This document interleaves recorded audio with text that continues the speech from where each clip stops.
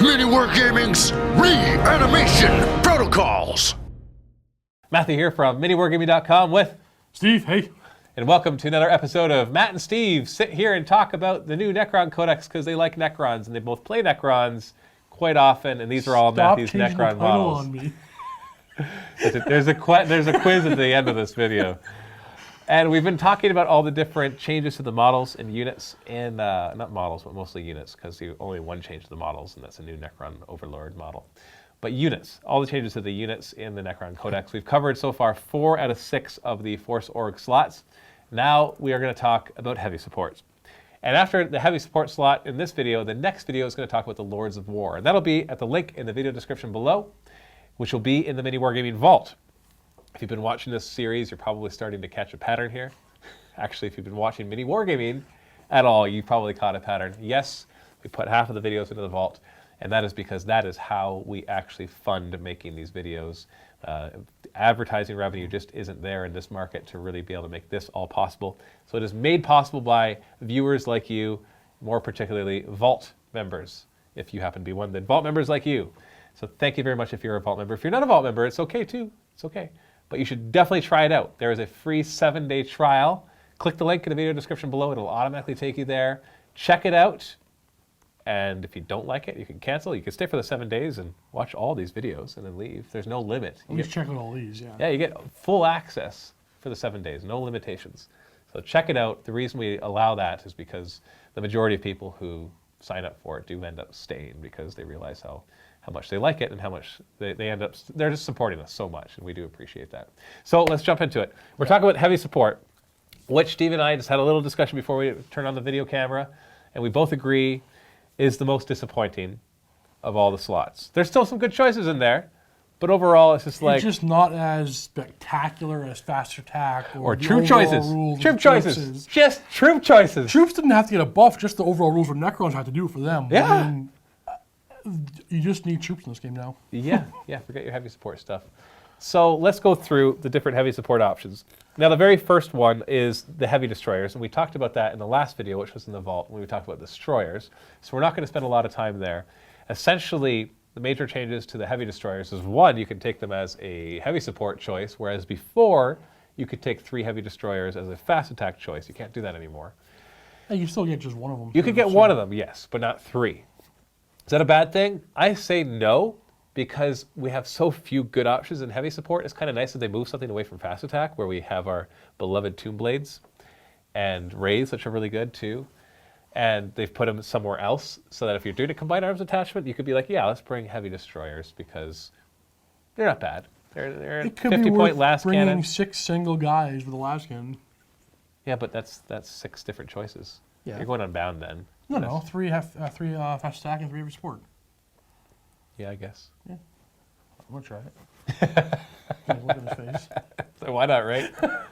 Sure, if you don't want to take anything else, that's good. Troops, just warriors. Yeah, exactly. It's just warriors. Yeah, just warriors and fill the rest of your points with heavy it's destroyers. It's only 300 points to these 6 guys for those last cannons. It's not terrible. Yeah, I guess that's true. And the other 1,200 points were just warriors. Just warriors. That's 90 of them. So we're going to skip that one because we talked about it lots in the last game. So let's talk about the Canoptek spiders, or Speiders. Speiders. If you're a Necron player, you already know they're exactly the same as before. No change at all. One change. One change? One change. The twin-linked particle beamer got significantly cheaper. Yeah. No longer 25-point upgrade. Yeah, and for those of you who don't know what that does, is the particle beamer is a Strength 6 AP5 blast, and it's twin-linked, so you reroll the scatter. And now it's 10 points instead of 25 points. And when you're looking at a 50-point model, that's a big change. That's huge. Yeah. It's only 20% instead of 50% cost to upgrade it. And I liked bringing them anyways before, and now the fact that I bring them for even cheaper. They were like pretty much the only source of blast weapons previously for the Necrons. Strength 6 blast on top of that, which is pretty decent. AP5, yeah, most of the time you don't care about that, but who cares? Strength 6 blast is nice. The Fabricator Claw Ray did get cheaper, and the Gloom Prism now it gives everything within 12 inches adamantium will, which is not bad. I think if you know what you're playing against, like if you know you're up against Psychic. Well, Grey Knight's not really. Grey Knight's it's all defensive, isn't it, with that? Mostly defensive. I don't know. I don't think I've ever... It's their only Psychic defense. Because everybody adamantium will within 12, is it? Yeah. Yeah. So +1 to deny the witch. So is it worth it? I think you're right. If you know you're playing against a psychic opponent, then I think it'd be worth taking that. And but yeah, the twin link particle beamer seems to be an auto include. The scarab hive, where they create more scarabs, hasn't changed. You get to drop one in, Still and then wound roll a yourself. die. And if you roll a 1, you take a wound. Still weapon skill, bliss skill 3, unfortunately. Yeah, they are. Well, their ballistic skill doesn't matter. They're firing a blast weapon. Well, That's yes, twin that linked. scatter helps a bit. It's twin linked though. Yeah, it's so if you true. did something really bad in your first one, then just try again. Typically, they'll do well. Oh yeah, there's really also everything's exactly the same. Yeah, so they haven't changed I think much. they're still good. They're still, I used them before. I'll use them again. Yeah, 50 points, 60 points to give them the twin link particle beamer. Because I'm gonna automatically every time. Yeah, we're only going over them quickly because they haven't changed much. It's not because they're not good. In fact, they're one of the better heavy I support love the choices. models too. Doom size, Doomsday. totally different now, for so many reasons. Simpler. Simpler, no more rules confusion about how to fire their stupid weapon that it was so horribly written that it caused some of the biggest commotions for its time. It's now just really easy. The death ray before was like a choose a point and then roll 3d6, and that's how long the line was. I love the fluff or whatever, or the reasoning or the theory behind that. Kind of made sense. Or it was like, Yeah, I love that. and then it just killed everything underneath it. But we had so many things that were wrong with that. It caused me problems. So what does it do now? It's now range 24, strength 10, AP 1, heavy 1 blast, lance. You could reliably kill a land raider in one shot.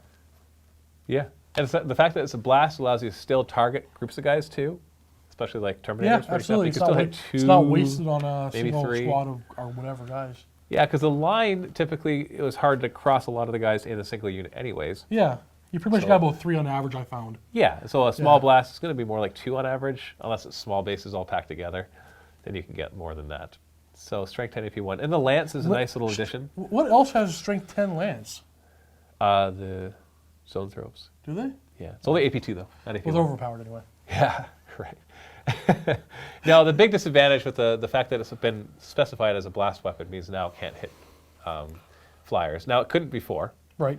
because the flyers, when it says when you snap shoot, you can't use any weapons that auto hit, and this one would auto hit. So it couldn't anyways, but it would have been nice if they gave it like, I'd prefer like heavy 3. And no blast? And no blast. Okay. Because then you could fire at flyers and strength 10 At AP1. heavy 3, you couldn't give it strength 10 AP1 lance. I know. Cause I know. Yeah, That's what I want. That's what, I'm not talking about what it should do. I I'm want a talking, 48 range heavy 6. well, I think that's a little ridiculous, Steve. Oh, sorry. Still has its twin link Tesla destructor, which is the same as before. They've re-entered supersonic, Yep. and so when it goes flat out, if you're ever going to go flat out, it can go between 18 and 36 inches. Sure. I don't know if that's useful, because when are you going to go flat out? Unless you want to get off the table, in And which you case most likely you can Turn get the off the way you table. need to go anyway, for the most part, yeah. Yeah, if you're maybe on a bigger table. Then it Well, might- I mean, I'm not going to say you're trying to find a situation, but there might be a situation where you need to go a little more than 18. I don't know why. But no. No. Okay, no. It's cool that they added it in. I always like options, but I don't think it's going to do anything. So, other than that, the living metal is going to be useful because in the Decurion detachment, everything with living metal ignores crew shaken and crew stunned. And since it's firing a blast weapon, you really need to think before you jink with this one. Well, I'm thinking with how living metal works now, if the weapon is only AP3 or worse, and I still have full hull points, I might risk not jinking now against those kind of weapons. Because the only thing that's really going to happen is I lose a hull point. Yeah. Or, okay, you roll a 5 or 6 and immobilize the war. And this goes for everything in the Codex. All of their skimmers that can jink. Living metal might keep me from drinking when I'm full hull point. Yeah. It'll be gonna risk more it. about how many hull points you have left than like, because that's the thing. If you don't jink and then you get shaken with other vehicles, it's like, oh, why didn't I just jink and ignore that? Because I'd be snap fired anyways. But now you're right. Living metal does kind of remove that. Jinking and you lose your ability to shoot reliably. Taking a shot and risking maybe losing a weapon, maybe getting immobilized, and you still fire at full effect, I'm going to risk it, I think, every time. Yeah. Yeah, I like agree. that a lot. So it does kind of change the dynamics a little bit of it. So that's interesting. So It's a little cheaper too. You literally have to think before you drink now. Think before you drink. That's Matt's quote. Yeah, that's my t-shirt. It's trademarked, or at least copyright. So let's move on. Monolith. Monolith. Oh, it got so much better. Yeah. Oh, you know what? You take this one. Yeah, okay. Well, some improvements. Same points cost, same stat line. Lost its Eternity Gate thing that allowed it to kill stuff. Which It never did anyway. Anyways. But hey, the weapons on this as flux arcs thingies, they're strength 5 instead of strength 4, and they're AP 4 instead of AP 5.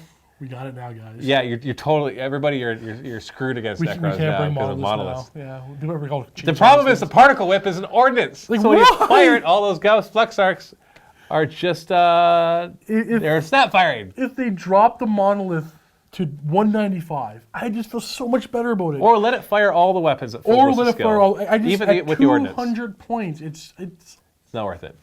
Now, okay, caveat.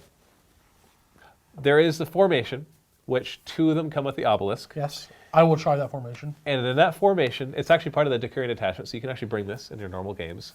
Obelisk, which is now better. We'll talk about that in the Lords of War choices in the next video. It comes in. It deep strikes as normal. You hope that it doesn't mishap. But they auto come in turn 2. You don't roll for reserves. And then the 2 monoliths deep strike in, and if they deep strike within 12 inches of the obelisk, they don't scatter. On top of that, after they arrive, they can then draw units from reserve and spill them out.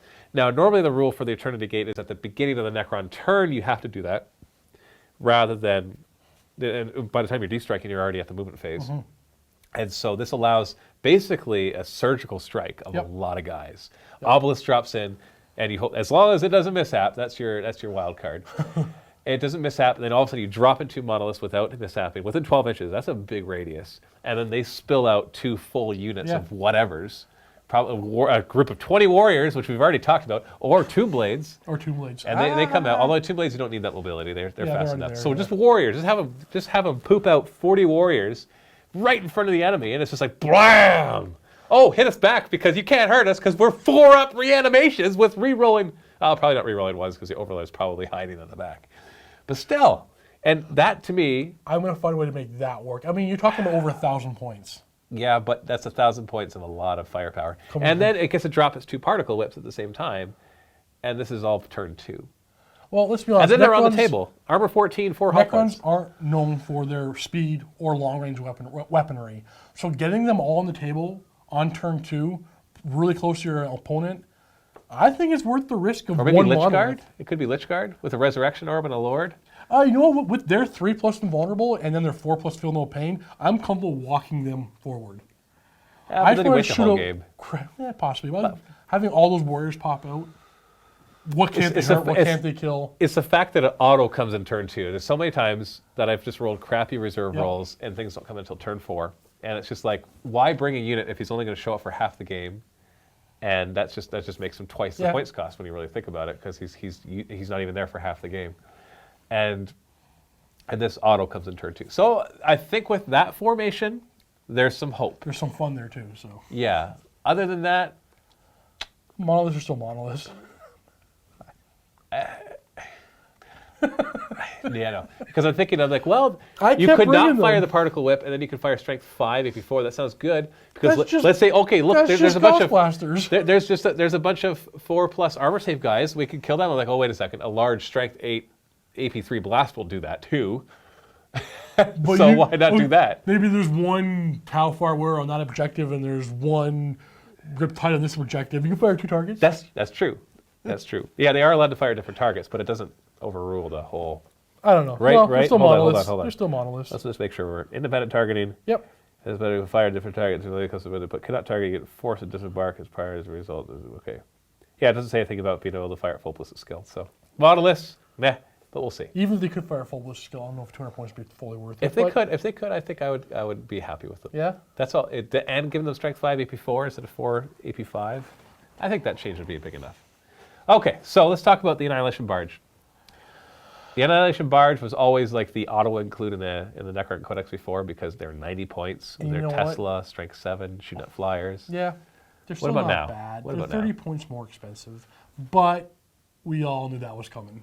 Yeah. I'm happy it was only 30 points more expensive because you still got your quantum shielding, you still got your twinning Tesla destructor, and now you got your living metal though. Yeah, so they haven't changed on their own. No, nothing changed about them, but price went up. the price went up. The Tesla and the living metal have changed. The living metal for I think the better, and Tesla for the worse, of course, because it needed to. And so before they were a good anti-flyer because they're strength 6, 4 shots, twin linked, and you'd be like, I'm just going to snap fire because when I hit on 6s, it comes 3 anyways, and I'm twin linked. And so you're usually hitting 6 hits or getting 6 hits against flyers at strength 7, and then you had a couple more strength 6 shots that are Tesla just for fun. Because why not? Yeah, but now, yeah, no. But see, and the same thing, because of living metal, you may not have to jink. Yeah, if you have 3 hull points still, it's AP3. You know what? We're still in heavy support. I might bring these spiders more often now to sit by these Annihilation barges and heal them with Fabricator Claw Rays. Yeah, because the Fabricator Claw Ray is cheaper now. I mean, you only have to jink if it. Well, even though you don't have to, but I can comfortably not jink AP3 or lower. Yeah. Can the spider repair weapon destroyed? Good question. Good thing we have our books here. Fabricator Claw Ray can do a hull point or weapon destroyed or immobilized result. Okay, you know what? That's all 3 problems taken care of right there. If it gets immobilized, repair it. Weapon destroyed, repair it. So these are now paired with my Annihilation barges.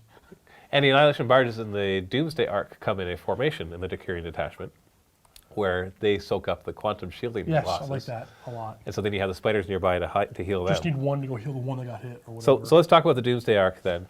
Doomsday arc has it's gotten a lot better, I would say. It's 5 points cheaper. That's not enough to really say it's better or worse. Same stat line. The big difference is its weapon. Its Doomsday cannon has 2 huge differences, or 3 big differences. One I didn't even notice at first. You actually pointed out to me. The weapon still has 2 power levels. One if you stay still, one if you move. When you stay still, 72-inch range. It used to be strength 9, AP1 blast.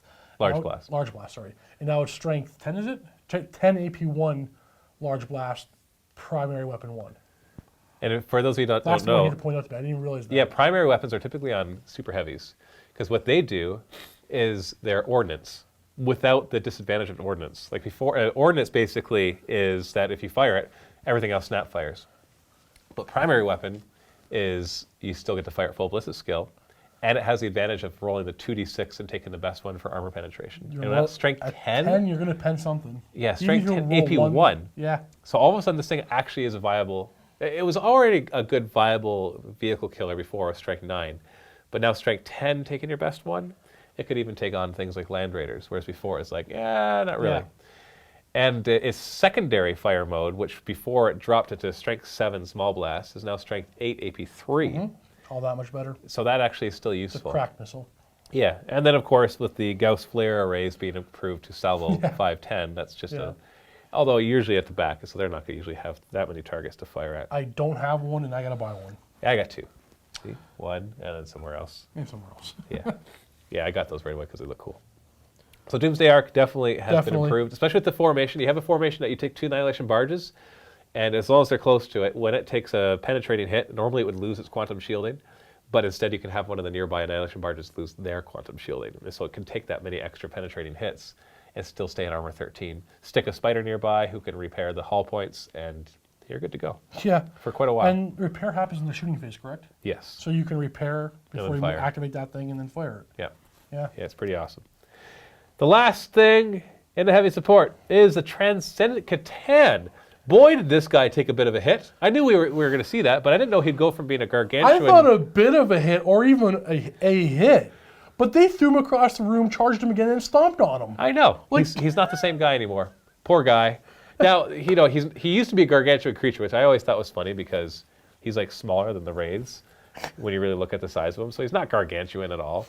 They just wanted him to follow the gargantuan creature special rules. So I get that. But he's essentially just another C'tan without the cool stuff of the other C'tan. He's 10 points more expensive. He's got strength 8 instead of strength 7, He's got strength Watch out. 8 instead of strength 7. And an extra wound. And an extra wound. 10 points for 1 wound, sure. Oh, and everything within 6 inches of him, enemies treated as difficult terrain. Oh, that might make him feel in charge. Or just initiative 1 for the charge. Okay, well... But that's it, though. That's dude, it. He's still crap. He has the same powers as the other guys. Same powers. But he doesn't have the Gaze of Death or the Dread thing. He gets Deep Strike instead of Gaze of Death. Oh, but I'd rather have Gaze of Death and make you take AP2, ignore cover wounds for 3d6. If I have to bring a C'tan, it's going to be one of these two. It's not going to be him. No, I agree. I love this model. I love the way. Well, then you could just proxy him. Yeah, this is my Nightbringer. That's a new Nightbringer.